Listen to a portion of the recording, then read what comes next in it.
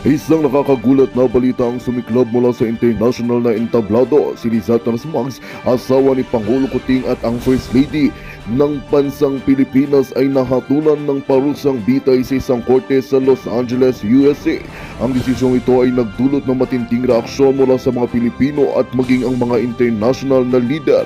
Hindi inaasahan ng publiko ang ganitong pangyayari, lalo pat si Liza ay kilala sa kanyang pagiging aktibo sa mga proyekto para sa kapakanan ng bansa.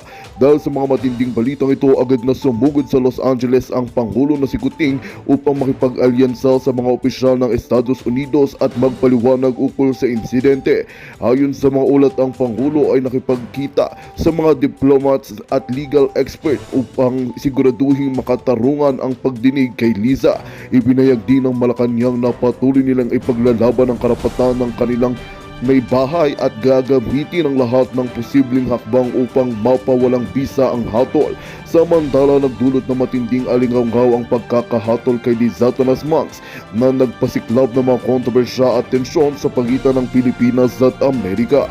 Ang iba't ibang sektor ng lipunan ay may kanya-kanyang opinyon tungkol dito at may mga nag-aalalang posibleng magdulot ito ng masamang epekto sa ugnayan ng dalawang bansa. Sa kabila nito, ang mga eksperto ay naniniwalang may mga legal na hakbang na maaaring gawin upang magbago ang desisyon. Ang buong bansa ay nagmamasid at nangabang sa mga susunod na hakbang ni Pangulong Kuting Jr. at ng kanyang pamilya. At yan nga ang balitang ating pakakatutukan. Ngunit bago ang lahat, siguraduhin mag-subscribe at ihit ang notification bell para sa patuloy na pagtutok sa mga silap ng bagong balita sa tunay na boses ng masa.